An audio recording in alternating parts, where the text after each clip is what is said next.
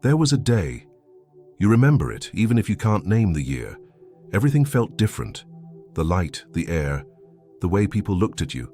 Nothing had changed on paper, but something had shifted underneath.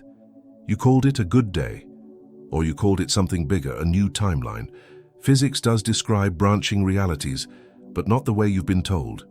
What if the timeline that moved wasn't out there, in some parallel universe splitting off without you?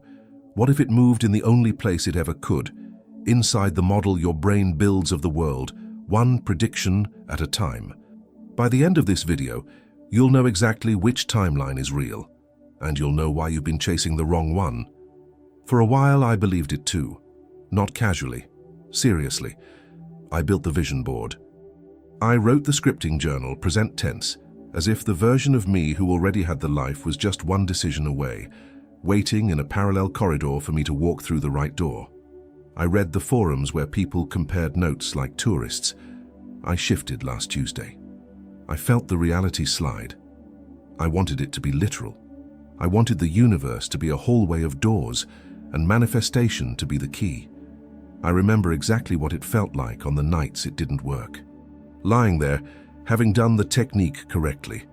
The visualization, the gratitude list written as if it had already happened, the specific bedtime ritual some coach online swore would loosen the hinge between realities, and waking up to the same apartment, the same inbox, the same tired negotiation with myself about whether today would be different. Nobody in those communities wanted to talk about the mornings after. The story only worked going forward, never backward. Nobody asked why, if timelines were really available for the picking, so many people picked the same one, over and over, for years. I remember the specific shame of it too, not the shame of failing, but the shame of suspecting, quietly, that the technique itself might be nonsense, and choosing not to look too closely, because looking too closely would mean giving up the one framework that had made the pain feel temporary. If a better timeline was just one shift away, then the current one was survivable. It was the hope doing the heavy lifting, not the physics, and I think a lot of people in those communities know that on some level and keep going anyway, because the alternative feels like giving up on change altogether. Here's the uncomfortable part, and it's the part that actually kept me reading instead of walking away entirely. Some of what I was reading wasn't fantasy. Physics really does describe a universe that branches. There is a real, published, seriously debated interpretation of quantum mechanics in which every possible outcome of every quantum event actually happens, just not in the same branch you're standing in. That's not New Age language, that's a peer-reviewed position with a name, a history, and actual physicists who defend it in journals, not just on retreat weekends. But mine, and this is where the manifestation industry quietly stops reading the paper, that interpretation says nothing about you choosing which branch you land in through intention, vibration, or belief. It says nothing about feeling your way into a better line. It's a claim about what happens to particles when no one is deciding anything at all. The physicists who take it seriously are not talking about your career, your relationship, or your bank account. They're talking about electrons. That gap between what the theory actually claims and what got sold to you at a retreat, in a course, in a comment section, promising you could raise your frequency into a better draft of your life, is where this video lives. Not to mock the impulse is honest. Something in you knows the day can feel different. The question is, what's actually doing the moving? I've noticed something else going back through years of these communities. The people who reported the most convincing shifts almost never described a change in circumstances first. They described a change in feeling first, a lightness, a sense of permission, a loosening in the chest, and the circumstances that followed usually followed from decisions made inside that new feeling, not from a universe rearranging itself around them overnight. Nobody in the community stopped to ask why the feeling always seemed to come before the proof. That order matters more than almost anything else in this video, so hold on to it. So if physics really does allow for infinite branching realities, why can't you feel yourself splitting? Why does it always feel like there's just one timeline, one continuous you walking through one hallway with no other doors visible? Why doesn't it feel like standing at a fork, Watching two versions of the next 5 minutes both remain equally possible until you choose. That question isn't rhetorical decoration. It's the actual hinge of this entire video. Because the answer isn't going to come from crystals or vibration. It's going to come from something far stranger and far more verifiable. The physics of why branches disappear from view the instant they happen, and the neuroscience of why your brain was never built to show you more than one version of now. Stay with that discomfort for a second. Not the comfort of everything is possible, but the harder question underneath it. If everything is possible, why does only one thing ever seem to happen to you? Not a rhetorical shrug. An actual mechanism, buried in physics, most manifestation content never quotes correctly, and a second mechanism buried in your own skull, that most self-help content never quotes at all. That's where we start. Picture a screen with two narrow slits cut into it and a wall behind it that lights up wherever something hits. Fire single particles of light at that screen, one at a time, minutes apart, and something happens that shouldn't.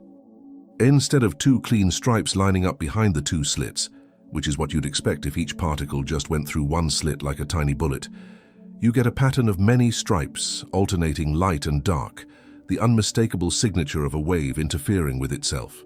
One particle, interfering with itself, as if it had gone through both slits at once and overlapped with its own other path. This is the double-slit experiment, first performed in a form recognizable to modern physics in the early 20th century, and it is one of the most repeated, most re-verified results in the history of science. Labs have run it with electrons, with atoms, even with large molecules, and the pattern holds. It doesn't prove manifestation. It doesn't prove parallel lives. What it proves carefully is this. At the smallest scales, a single particle behaves as though multiple possibilities are all mathematically in play at once, a state physicists call superposition, right up until the moment something measures or interacts with it. The instant you place a detector at the slits to see which path the particle actually took, the interference pattern collapses. The particle starts behaving like a normal object again. One path, one outcome. Here's the detail that tends to get lost in the pop science retelling, and it matters for everything that follows. It doesn't require a human being to look. A camera does it. A stray air molecule does it. Any interaction detailed enough to leave a record of which path is enough to collapse the pattern. This is not a story about consciousness magically touching matter. It's a story about information. The moment enough information about an outcome leaks into the surrounding environment, the alternatives stop overlapping. That distinction, record versus consciousness, is exactly where a huge amount of quantum mysticism marketing quietly goes off the rails, because it's a far more interesting and far less flattering explanation than your attention shapes reality. That collapse is the part people misunderstand the most, so let's translate it into something you already know in your body. Think of the anxious spiral before a hard conversation, the one where every version of how it could go is still alive in your head, looping, undecided, all equally real until the door opens and the conversation actually starts. The moment it starts, 99 versions collapse into the one that's actually happening. Physicists call the mechanism behind that collapse decoherence, the process by which a quantum system's many possible states stop overlapping and interfering once that system starts interacting with its environment, with air molecules, with light, with a measuring device, with anything large and noisy enough to record which outcome occurred. Decoherence doesn't require a conscious observer, a belief, or an intention. It requires contact. The universe is loud enough and interconnected enough that most possibilities lose their coherence with each other almost instantly. That's a settled, testable, mainstream piece of quantum theory. It is not evidence that you can select a branch by feeling different about it. Here's where it gets genuinely wild, and also where the science stops being settled. In 1957, a physicist named Hugh Everett proposed something radical to explain that same collapse without deleting any of the possibilities. What if collapse is an illusion of perspective? What if, instead of 99 possibilities dying and one surviving, all of them survive? But decoherence sorts them into separate, non-interacting branches of reality, each one internally consistent, each one containing a version of you who experienced a different outcome and has no way of detecting the others. This is the many worlds interpretation. It is taken seriously by a real portion of the physics community, including some very prominent names. And it is also rejected by a real portion of that same community, who consider it mathematically elegant but scientifically unfalsifiable, since by definition you can never receive a signal from a branch you're not in. So before you get excited, many worlds does not claim you can choose your branch. It does not claim intention routes you toward a higher timeline. If it's correct, every possible outcome already happens automatically everywhere all the time, with or without your vision board, your gratitude journal, or your midnight scripting ritual. There is no steering wheel in this model, there's just branching, and you, permanently and irreversibly inside the branch. Decoherence already sorted you into the instant it happened. Somewhere, on this picture, a version of you got the job. Somewhere, a version of you didn't. Neither of them can hear from the other. Neither of them chose. You might be tempted to file that as bad news, as if the theory that sounds the most like parallel timelines turns out to be the one with the least room for you in the driver's seat. Hold that feeling. It matters more than it seems right now, because it means the entire premise of timeline jumping, that you can feel your way from a worse branch into a better one, doesn't survive contact with the one interpretation of physics that actually describes branching. If many worlds is correct, jumping isn't on the table. If it's wrong, branching isn't even happening. Either way, the mechanism the manifestation world is selling you isn't sitting inside this theory. So think about your own life for a second. Away from the equations, what's the last thing that genuinely felt like it changed the line you were on? A conversation, a decision, a single sentence someone said to you at the right moment? Hold that example. You'll need it soon because the answer was never hiding in the quantum foam. It was hiding somewhere closer. Patterson, not every physicist accepted Everett's picture, and one of the most serious alternatives came from a very different direction. David Bohm, working through the second half of the 20th century, proposed something he called the implicate order, the idea that the universe we perceive, with its separate objects and separate moments, is an unfolded surface pattern sitting on top of a deeper, undivided reality where everything remains fundamentally connected, folded into everything else. He liked to use the image of a droplet of ink stirred into a jar of glycerin. Stir it one way, and the droplet spreads until it looks gone, dispersed, unrecoverable. Reverse the stirring, and it reassembles, perfectly intact, revealing it was never actually destroyed, just enfolded invisibly into the whole. That was his picture of reality's deeper layer. Not empty when it looks separate, just folded past the point where surface observation can see the connection. Bohm's model doesn't require branching at all, it requires depth, surface separateness, underlying wholeness. It's philosophically beautiful, and it has real defenders in physics and philosophy of science, but like many worlds, it remains a minority interpretation, untestable in the strict sense, more metaphysics adjacent than laboratory fact. Mention it in a mainstream physics department, and you'll get respectful interest from some corners and firm skepticism from others. That's the honest state of the debate, and it's worth saying plainly rather than picking a side. This video doesn't have the authority to settle. So, where does that leave you? Think back to your own example again. The conversation, the decision, the single sentence that seemed to move you onto a different line. Hold it next to everything you just heard, not with a universe that hands you a new timeline when you vibrate correctly.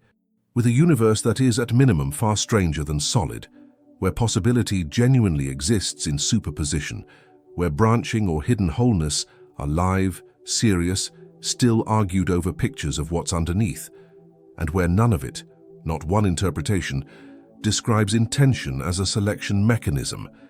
This is worth sitting with for a second because it closes a door most people never even notice is open. It is not simply that physics hasn't yet found the mechanism for timeline jumping. It's that the two most serious pictures of branching reality we have, Everett's many branches and Bohm's hidden wholeness, both describe a universe with no selection lever for you to pull at all. One gives you infinite outcomes with zero access between them. The other gives you a folded unity with no separate branches to select from in the first place. Neither gives intention a steering wheel. If the branch was already decided by physics the instant it decohered, then what exactly changed on that day you remember? The day that felt like a different timeline. If the universe didn't hand you a new branch, something still moved. And that something is where we're going next. Here's a scene, and I want you to actually place yourself inside it, rather than just read it. You wake up on a Monday, grey light through the blinds. The first thought that arrives before you've even fully opened your eyes is some version of "here we go again." You already know how the meeting will go. You already know the commute will be tense. You already know the version of yourself who will get through today, tired, reactive, waiting for it to end. Nothing has happened yet. You've already lived it. Now take the same Monday, same grey light, same blinds, but a different first thought. Something closer to "let's see what's actually here." Not forced positivity, just openness. You still don't know how the meeting will go, but you haven't already decided. Those are two different timelines. Not two different universes branching apart somewhere in the quantum foam. Two different models, built and running inside the same skull, before a single external event has occurred. Notice what didn't change between those two Mondays. The meeting is still on the calendar. The commute is still the same length. Nothing in the external world has been altered even slightly. What changed is entirely upstream of the world. A forecast loaded before the first data point of the day arrived, and that forecast is about to decide, almost invisibly, which tone of voice you use in the meeting, which version of the commute you notice, and which small frustrations register as evidence for the story you already believed. This isn't metaphor dressed up as neuroscience. It's closer to literal. For decades, the dominant assumption in cognitive science was that the brain is fundamentally reactive. Sense organs collect data from the world, and the brain processes that data afterward to build a picture of reality. Researchers like Karl Friston and more recently Anil Seth have helped popularize a competing model that has gathered serious empirical support: predictive processing. Under this framework, the brain doesn't wait for the world to arrive. It runs a constant generative prediction of what it's about to encounter, visually, emotionally, socially, and then uses incoming sensory signals mainly to check and correct that prediction, rather than to build it from scratch. Perception in this model is less like a camera and more like a hallucination that's kept in check by reality. Most of the time, the prediction and the correction match closely enough that you never notice the gap. You just experience seeing what's there. Friston's specific contribution was mathematical, a formal account of the brain as an organ that minimizes what he called prediction error, the mismatch between what it expected and what actually arrived, by either updating its model or, just as often, acting on the world to make the world match the model instead. That second option is easy to miss, and it matters enormously here. A brain running a tired, defensive forecast doesn't just passively misread a neutral situation as hostile. It can actively behave in ways that provoke the exact hostility it predicted, closing the loop and confirming a forecast that was never accurate to begin with. This is not a flaw in the system. It's the system working exactly as designed, aimed at the wrong target. But the gap is where everything interesting lives. Anil Seth has pointed to conditions where predictions and sensory correction come apart, from sensory deprivation states to certain neurological conditions, as some of the clearest evidence that ordinary perception is never a raw feed. It is always a controlled, prediction-weighted construction. He's described ordinary perception itself as a kind of controlled hallucination, not because the world isn't there, but because what you experience is your brain's best guess about the world, held in check by a steady trickle of sensory correction rather than built fresh from scratch every second. That's not a fringe claim. That's contemporary neuroscience's leading account of how consciousness stitches are coherent now together in real time, and it does not prove you can manifest a new car by picturing it. What it proves is something narrower and in some ways more useful. The emotional and perceptual texture of your day is generated substantially before the day gives you any actual data to react to. Consider how much of your own irritation, on an ordinary bad day actually arrives before the irritating thing does. The tight chest walking into a meeting you've already decided will go badly. The rehearsed defensiveness before anyone has said a word to defend against. That's not paranoia. That's the predictive model doing exactly what it evolved to do, front-loading a forecast so the brain isn't caught flat-footed by the world. The problem was never that the brain predicts. The problem is what it's been trained on. A model built mostly from disappointment will keep forecasting disappointment, accurately reproducing it, long after the original evidence has stopped being current. You, sitting with that Monday scene again. Which version was more real? The tired, reactive prediction or the open one? Neither had more evidence yet. Both were running ahead of the facts. The only difference was which model got to steer first. This is the part where the language of timeline shift stops being nonsense and starts being, if anything, an undersell. When people describe a day that suddenly felt different, the light, the way people looked at them, what's far more likely happening is a shift in which predictive model got activated. Something interrupted the tired script, a song, a conversation, an unexpected kindness from a stranger. The brain's prediction updated, and because prediction is perception in this model, the whole felt texture of the day updated with it. Not a new universe, a new controlling forecast running through the same universe, filtering the same raw data into a completely different lived experience. Not a different world, a different forecast of the same one. That distinction is small on paper and enormous in practice, because a different world is something that happens to you, and a different forecast is something that runs through you, which means, at least in principle, it can be examined, interrupted, and eventually retrained. That's a very different proposition than waiting for the universe to notice you. Here's the mini payoff, and also the trap hiding inside it. This explains why changing your inner model changes your felt reality almost immediately, sometimes within a single conversation. But it doesn't yet explain why some people can do this reliably, on purpose, and others get stuck running the same tired prediction for years, decade after decade, calling it just who I am. If the model is doing the steering, who or what decides which model gets loaded? There's a particular kind of exhaustion that isn't physical. It's the exhaustion of describing yourself the same way for the 10th year running. I'm just not a person who finishes things. I'm just not lucky like that. That's not the kind of life people like me get. You've probably said some version of that sentence about yourself, not as a complaint, as a fact, as identity. Somebody asks what you're working toward, and the answer comes out flat, pre-written, worn smooth from repetition, because you're not describing a goal anymore. You're describing a character you've been cast as for so long you forgot there was ever a casting decision at all. Psychologists Hazel, Markus, and Paula Nurius gave that phenomenon a precise name in the 1980s, possible selves. Their research proposed that your self-concept isn't a single fixed description sitting in your head. It's a small population of imagined versions of you, including the self you currently believe you are, the self you hope to become, and, just as powerfully, the self you're afraid of becoming. That third one does more work than people expect. O feared possible self, the version of you that ends up broke, alone, or stuck exactly where your parents got stuck, can end up shaping behavior just as strongly as the hoped-for self does, sometimes more, because avoiding a feared identity is a faster motivator than reaching for a hoped one. Their work and the large body of research it opened up doesn't claim these possible selves are metaphysically real, floating in some parallel branch, available for pickup like a costume. It claims something more testable and honestly more useful.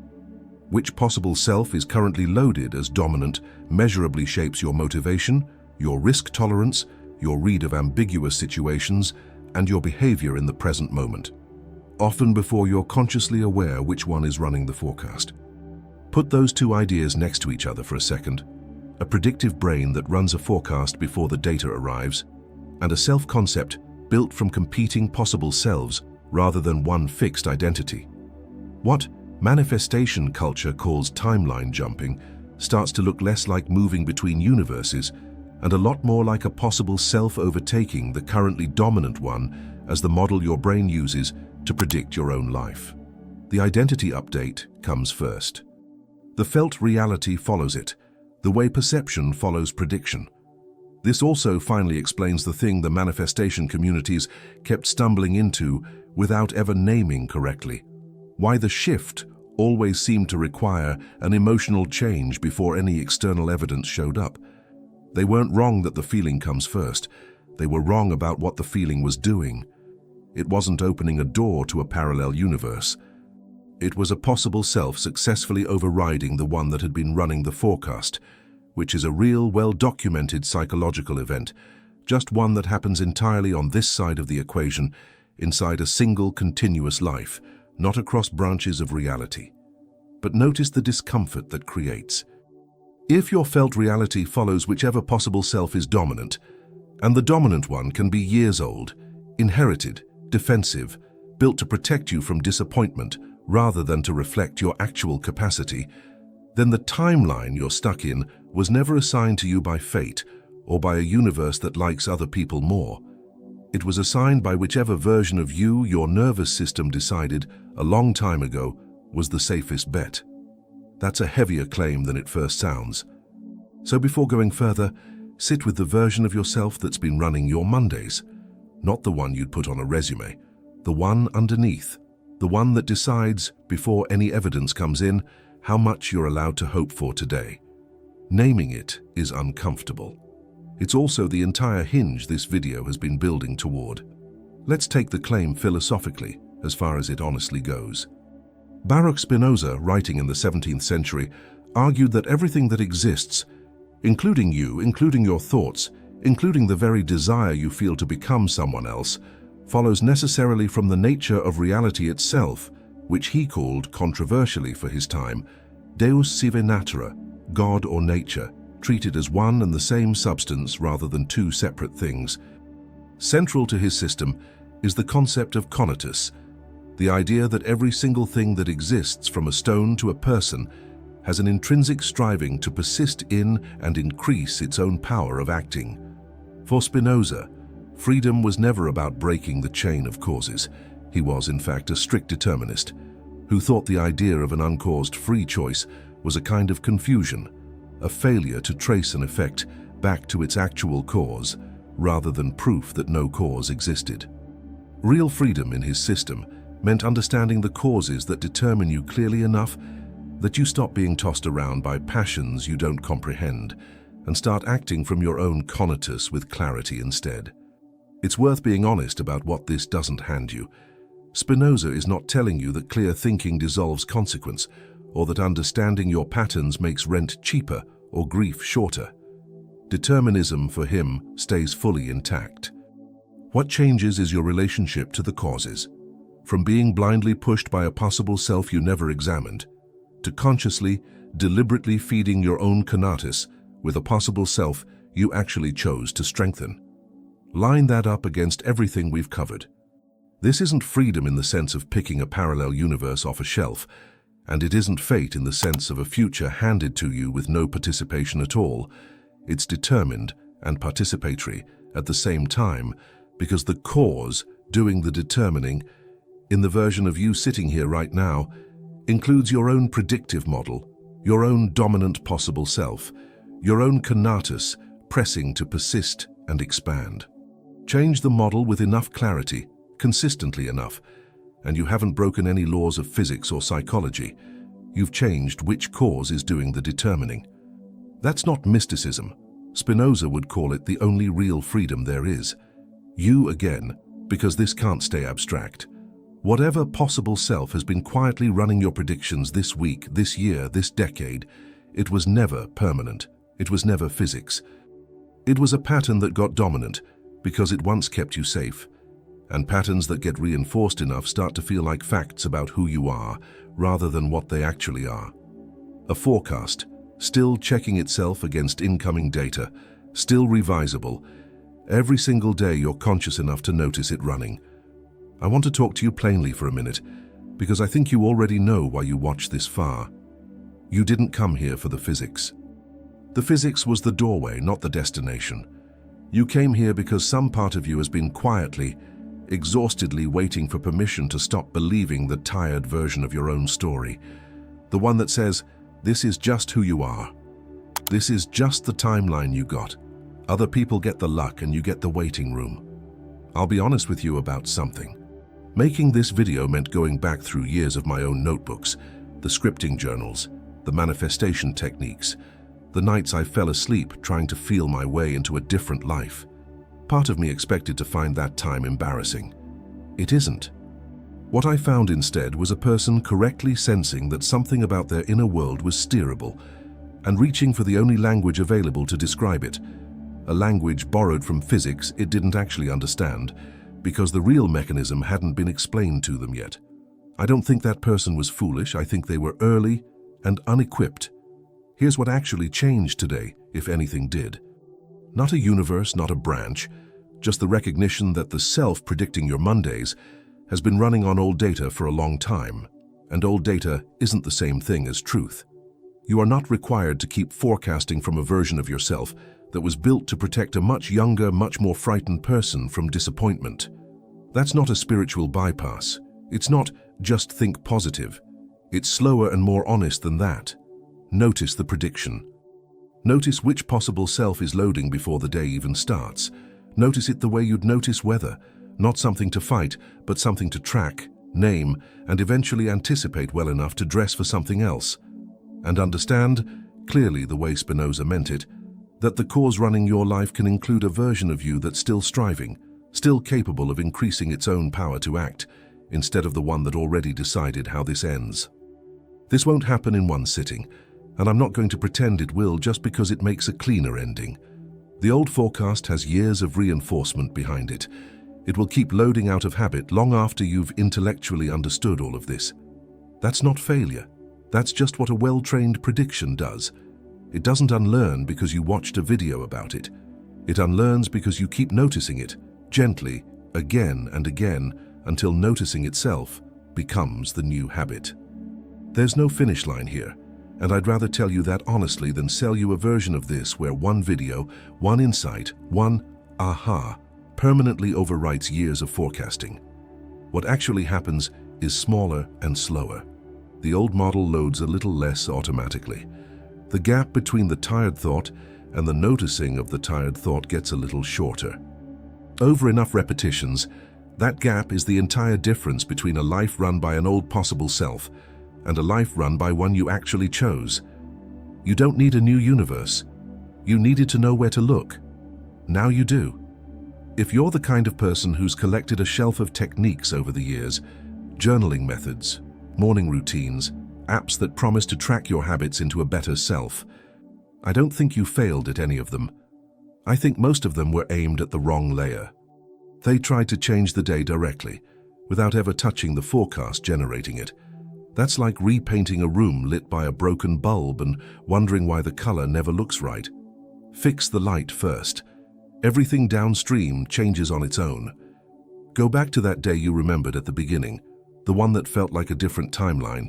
You now know what almost certainly happened.